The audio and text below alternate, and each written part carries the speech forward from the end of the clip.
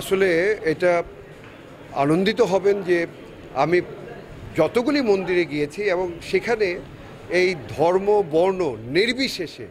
কে মুসলমান কে হিন্দু আমি ডিফারেন্স সকলেই দেখলাম যে একেবারে উৎসব আনন্দ নিয়ে এবং উপভোগ করছে এবং প্রত্যেকটা মন্দিরেই ভালো আয়োজন এবং সমস্ত জায়গাতে আপনার বোঝার কোনো উপায় নেই যে এই যে উপভোগ করছে এবং তারা যে সকলেই খুব খুশি মনে এবং কোনো ধরনের ডিস্টারবেন্স নেই। আমি সমস্ত জায়গায় কথা বলেছি কমিটিদের সাথে এবং কমিটি তারাও যে এত ভালো আয়োজন করেছে এবং যেটা এই দুর্গাপুজোর যে স্পিরিট সেই যে অশুভ শক্তিকে পরাজয়ের মাধ্যমে যে শুভ শক্তির আগমন এবং সেইটা কিন্তু আমরা এখানে উপলব্ধি করতে পেরেছি। এবং আপনি যেটা আমরা জানেন যে বাংলাদেশ জাতীয়তাবাদী দল থেকে সময় এই জিনিসটাকে সব সময় তারা প্রায়োরিটি দেয় যে কোথাও যেন কোনো ধরনের কোনো ক্যাওয়াজ বা কোনো ধরনের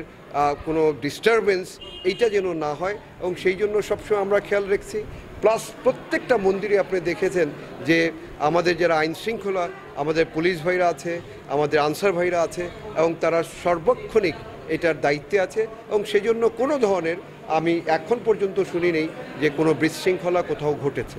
আপনার সামাজিক অনেক কর্মকাণ্ডে আপনি অংশগ্রহণ করেন এবং অনেক অনুদান আছে আপনার এবং আপনার মেহেন্দিগঞ্জ হিজলাতে আপনার অনেক মানুষের দুর্দশার লাভব করেছেন। এখন এই সামনের আপনার পরিকল্পনা কি মেহেন্দিগঞ্জ? যদি আমাকে দল যদি যোগ্য মনে করে এবং আপনি জানেন যে আমাদের নেতা জনাব তারেক রহমান উনি যেটা স্ট্রেইট যে মেসেজ ওনার যে যারা যোগ্য, যারা মেধাবী এবং যাদের যে স্পিড দলে জন্য কাজ করার এবং যারা ইয়াং ডাইনামিক এই ধরনের নেতৃত্ব প্লাস উনি আরেকটা ক্রাইটেরিয়া বলেছে যে যারা ক্লিন ইমেজের তাদেরকেও উনি এবার স্পেশালি এবারের মনোনয়নের ব্যাপারে এই জিনিসগুলি উনি কনসিডার করবে এবং আমি আশাবাদী যদি আমাকে কনসিডার করা হয় তাহলে সর্বপ্রথম যেটা আমার কাছে মনে হয় যে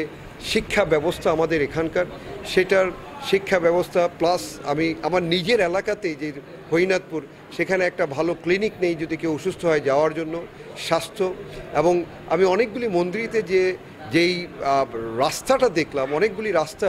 খুব একটা ভালো না, সেই রাস্তাঘাট কিভাবে বা কালভার্ট বা ধরেন আপনার ব্রিজগুলি কিভাবে করা যায় সেটার দিকে নজর দিব। আর স্পেশালি আমার নিজেও কিন্তু আমি নদী ভাঙা আমাদের নিজস্ব বাড়ি যে টুমচরে সেটাও কিন্তু নদীতে ভেঙে গেছে। তো আমাদের মেহেন্দিগঞ্জ এবং হিজলাবাসী আপনারা জানেন যে অনেক সলভেন্ট থেকে সাডেনলি এই নদী ভেঙে একেবারে হত দরিদ্রে পরিণত হয়, সেইটা কিভাবে এই নদী ভাঙা রোধ করা যায় সেই দিকে আমরা নজর দিব। প্লাস আমি যারা এই নদী ভাঙার কারণে এই ক্রাইসিস মোমেন্ট বা ক্রাইসিস সিচুয়েশন ফেস করছে তাদেরকে কিভাবে সহযোগিতা করা যায় সেইটার ব্যাপারে আমি চেষ্টা করব। এবং সবচেয়ে বড় যেটা কানেক্টিভিটি, যেমন আমাদের ব্রিজগুলি করা দরকার এবং সেইটা আপনি জানেন যে অনেকগুলি একনিক থেকে অ্যাপ্রুভ আবার কিছু আমাদের চেষ্টা করতে হবে, সেইটা যদি আমরা করতে পারি স্পেশালি কানেক্টিভিটি হয়ে গেলে আমাদের এখানকার ইকোনমিক যে ডেভেলপমেন্ট আপনি দেখবেন যে অর্থনৈতিক অনেক উন্নয়ন হয়ে যাবে এবং স্পেশালি যে আমাদের যুব সমাজ অনেকেই দেখা যাচ্ছে যে কর্মসংস্থানের অভাবের কারণে ডিরেইল হয়ে যায়, সেই জিনিসটার হবে না। আমরা যেটা চেষ্টা করব যে আমাদের অনেক মাল্টিন্যাশনাল কোম্পানি যেগুলি বড় বড় কোম্পানি যারা আছে তাদেরকে যদি আমরা অ্যাপ্রোচ করি যে এখানে যদি আমরা ইউটিলিটি প্লাস আপনি ল্যান্ড যদি দিতে প্রোভাইড করতে পারি তারা এখানেই এসে দেখা যাবে যে অনেক ফ্যাক্টরি বা ম্যানুফ্যাকচারিং কোম্পানি সেট আপ করবে, তার মাধ্যমে দেখা যাবে যে আমাদের যুব সমাজের এটা ওই কর্মসংস্থানের ব্যবস্থা হবে। তাহলে এরপরে আমার কাছে মনে হয় যে ওই যে মাদক যে আমরা না বলি এটা আমার মনে হয় যে পরিপূর্ণভাবে আমরা সফলকামী হব। ধন্যবাদ।